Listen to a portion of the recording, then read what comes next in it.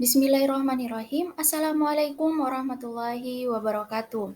Video ini saya buat untuk memenuhi tugas ujian tengah semester mata kuliah perkembangan individu dengan dosen pengampu Pak Zulfikri SPD MPD.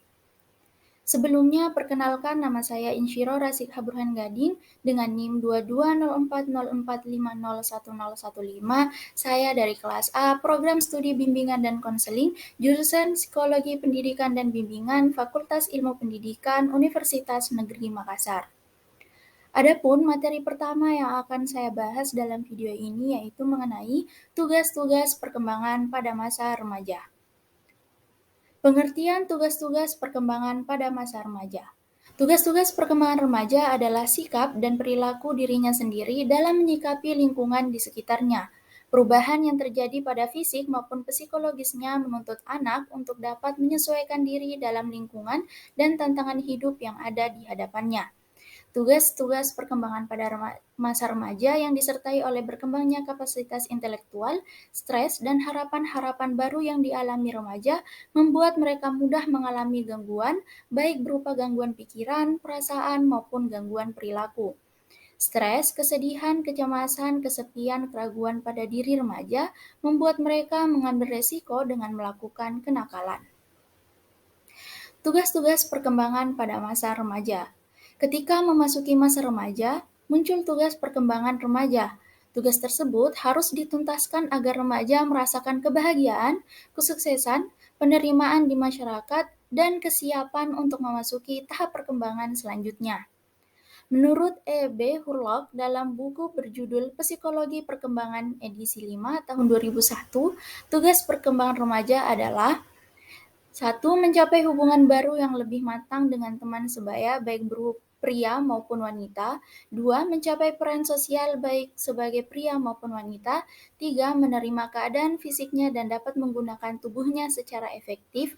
4. Mengharapkan dan mencapai perilaku sosial yang bertanggung jawab. 5. Mencapai kemandirian emosional dan dari orang tua. 6. Mempersiapkan karir ekonomi. 7. Mempersiapkan perkawinan dan keluarga. Dan yang terakhir, memperoleh peringkat nilai dan sistem etis sebagai pegangan untuk berperilaku dan mengembangkan ideologi. Sedangkan menurut Carl C. Garrison, ada 6 kelompok pembagian tugas perkembangan yang berbeda, yaitu yang pertama, menerima keadaan jasmani. Pada periode pra-remaja ataupun periode pubertas, anak tumbuh cepat yang mengarahkannya pada bentuk orang dewasa. Mereka sering membandingkan dirinya dengan teman-teman sebayanya, sehingga akan cemas bila kondisinya tidak seperti model pujaannya atau teman-teman sebayanya. Pada masa remaja, hal itu semakin berkurang dan mereka mulai menerima kondisi jasmaninya, serta memelihara dan memanfaatkannya seoptimal mungkin. Yang kedua, memperoleh hubungan baru lebih matang dengan teman sebaya lawan jenis. Kematangan seksual yang dicapai sejak awal masa remaja mendorong remaja untuk menjalin hubungan sosial, terutama dengan lawan jenis. Mereka ingin mendapat penerimaan dari kelompok teman sebaya lawan jenis ataupun sesama jenis agar merasa dibutuhkan dan dihargai. Tanpa penerimaan teman sebaya, dia akan mengalami berbagai gangguan perkembangan psikis dan sosial seperti membentuk geng sendiri yang berperilaku mengganggu orang lain. Yang ketiga, menerima kondisi dan belajar hidup sesuai jenis kelaminnya. Sejak masa puber, apabila bentuk tubuhnya tidak memuaskan, mereka menyesali diri sebagai laki-laki atau wanita.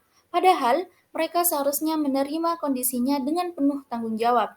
Remaja laki-laki harus bersifat maskulin, lebih banyak memikirkan soal pekerjaan, sedangkan remaja wanita harus bersifat feminim, memikirkan pekerjaan yang berkaitan dengan urusan rumah tangga dan pola asuh anak.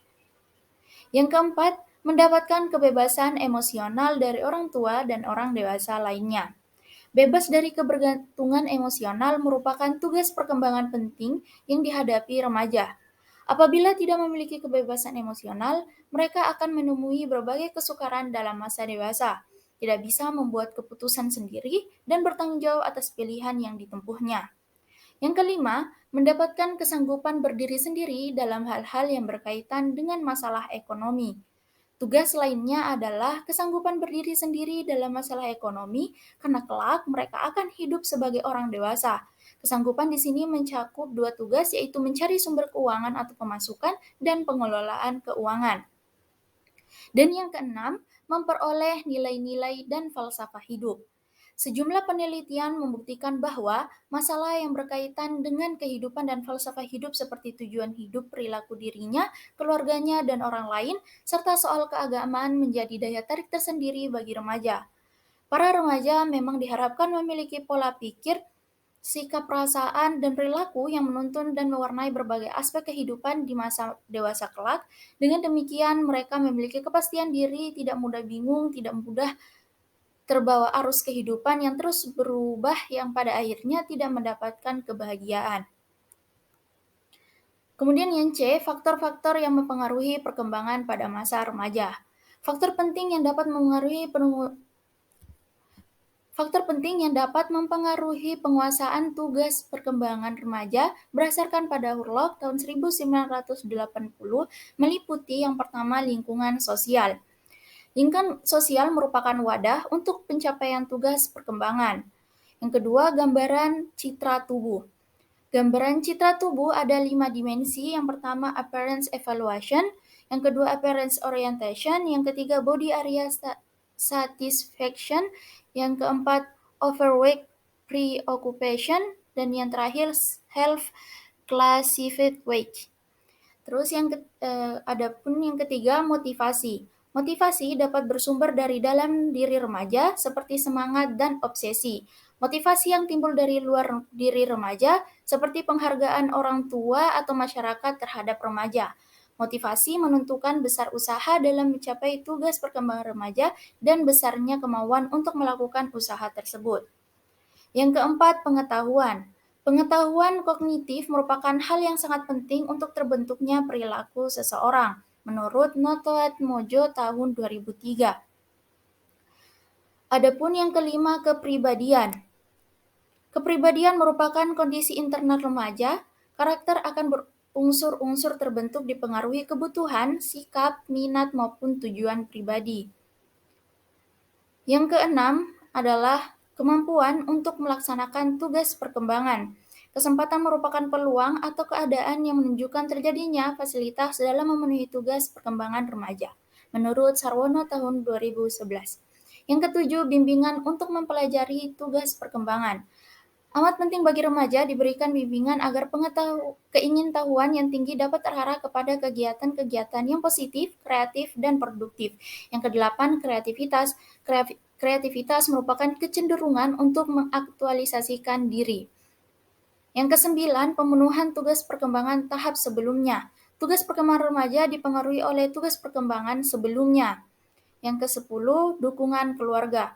Dukungan keluarga adalah sikap atau tindakan dan penerimaan keluarga terhadap anggota keluarga. Keluarga berfungsi sebagai pendukung bagi anggotanya, dan anggota keluarga memandang bahwa orang yang bersifat mendukung selalu siap memberi pertolongan dan bantuan jika diperlukan, menurut Rahmania tahun 2014.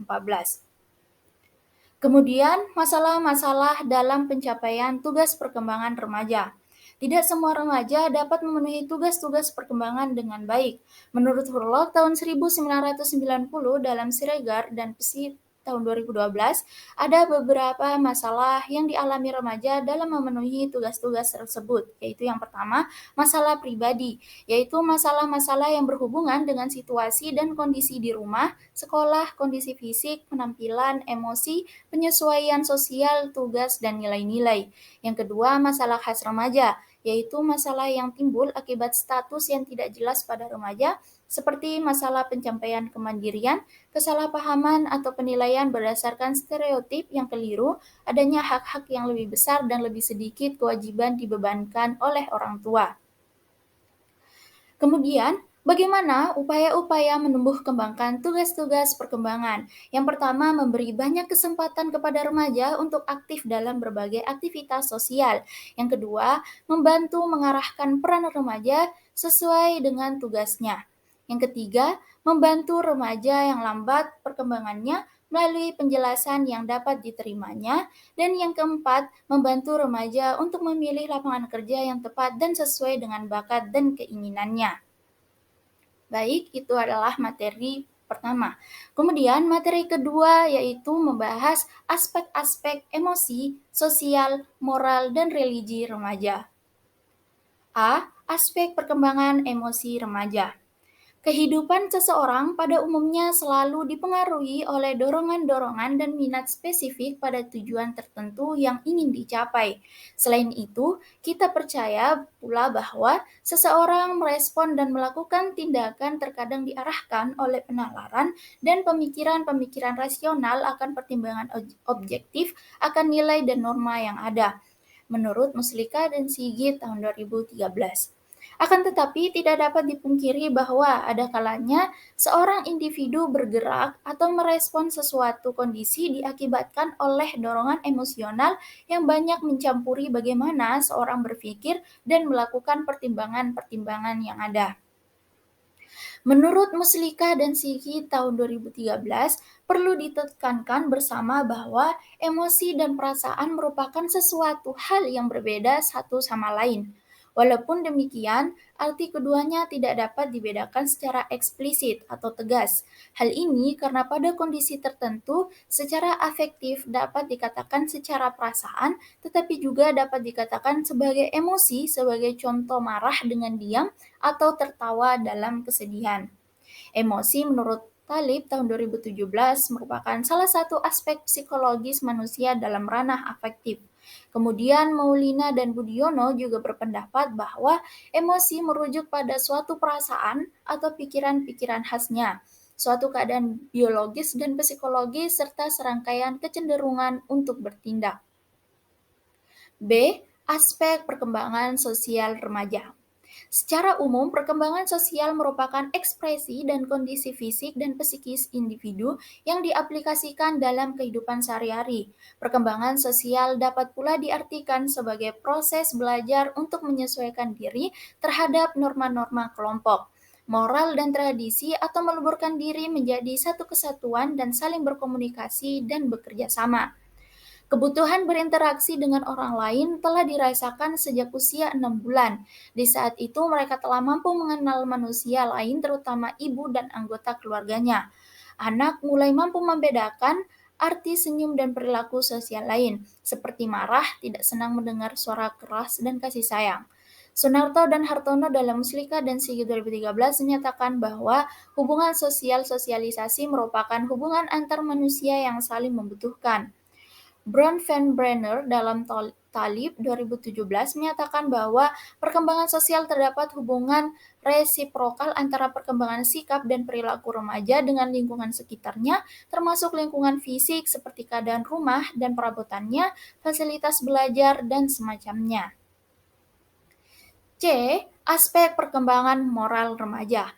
Pengetahuan moral merupakan aspek utama dalam perkembangan sisi kemanusiaan kita, berkenaan dengan diferensi struktur maupun fungsi dari organ tubuh yang berpengaruh pula terhadap aspek-aspek perkembangan remaja.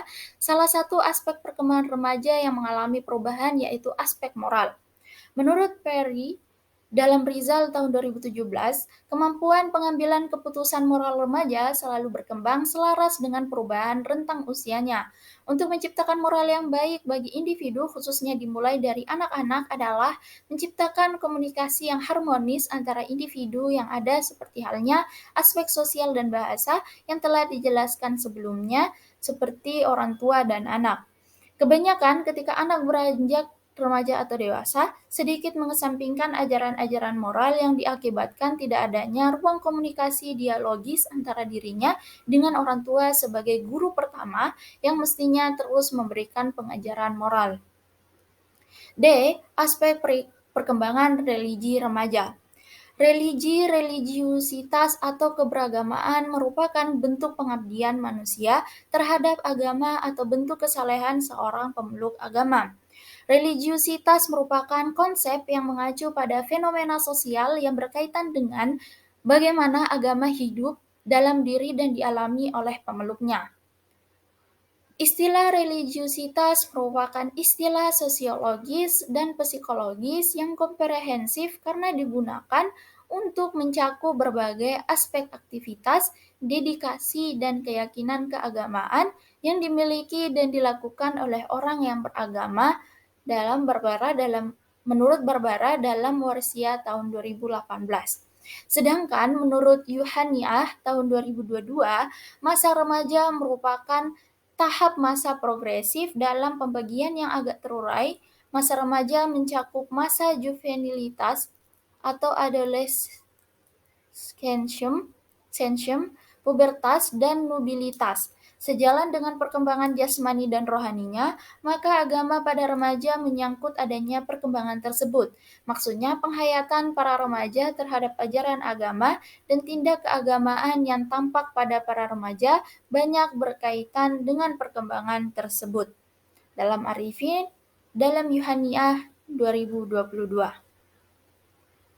Adapun faktor-faktor pembentuk religi. Yang pertama, perilaku beragama orang tua.